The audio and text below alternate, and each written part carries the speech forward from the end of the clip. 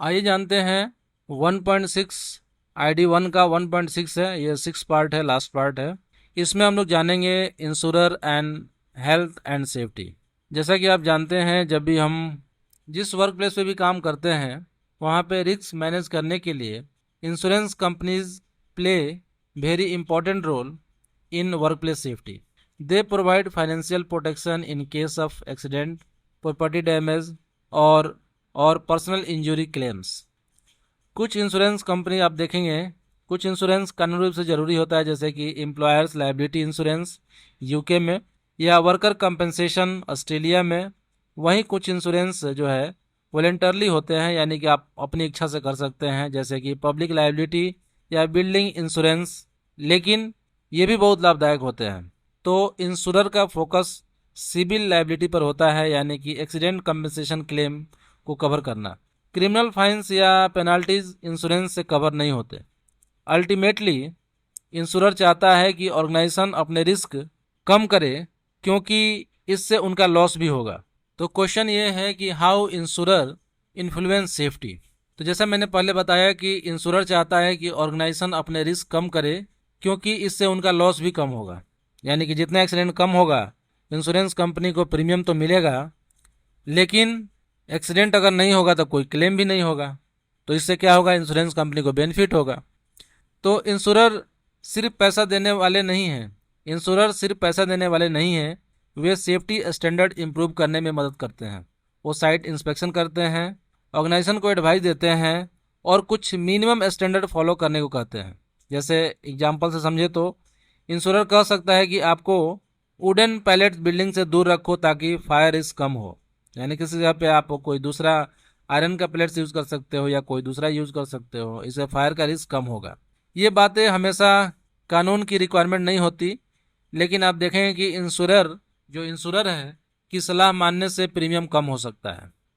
तो इससे क्या होगा, कवरेज कंटिन्यूस रहेगा।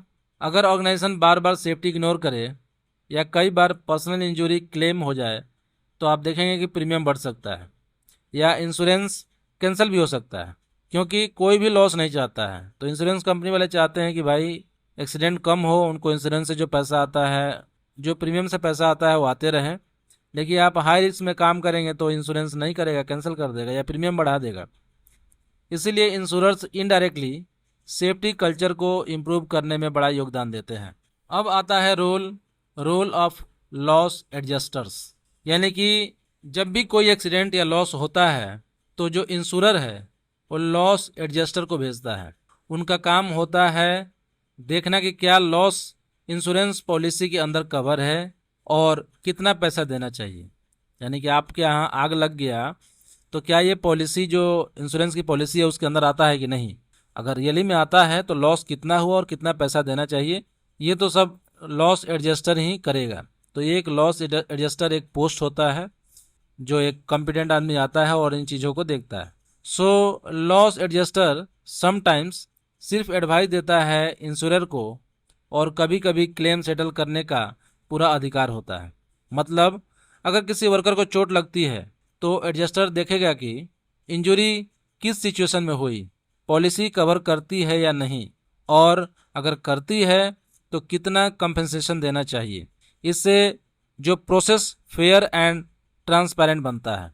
अब दूसरा रोल है क्लेम हैंडलर। तो क्लेम हैंडलर का काम है पूरे पूरे प्रोसेस को स्मूथ बनाना।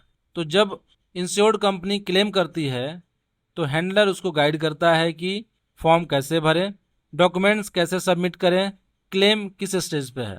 आइए एक एग्जांपल समझते हैं कि अगर एक फ्लड आया, उससे फैक्ट्री को नुकसान हुआ, तो क्लेम हैंडलर कॉन्ट्रैक्टर भेजेगा सफाई के लिए, दूसरा कॉन्ट्रैक्टर रिपेयर के लिए और इक्विपमेंट रिप्लेसमेंट के लिए भी अरेंजमेंट करेगा। वो सोलिसिएटर्स से भी कोऑर्डिनेट करेगा। अगर लीगल एडवाइस चाहिए, फेक क्लेम को आइडेंटिफाई करने का भी काम करेगा। इस तरह क्लेम हैंडलर ऑर्गेनाइजेशन के पूरे प्रोसेस में एक सहारा और सपोर्ट देता है। आई होप आपको ये वीडियो पसंद आई होगी। अगर आप हमारे चैनल पर नए हैं, सब्सक्राइब करिए, अपने दोस्तों के साथ शेयर करिए, जिससे उनका भी नॉलेज बढ़े। मिलते हैं अगले ऐसे ही वीडियो में, तब तक अपना ख्याल रखिए। धन्यवाद।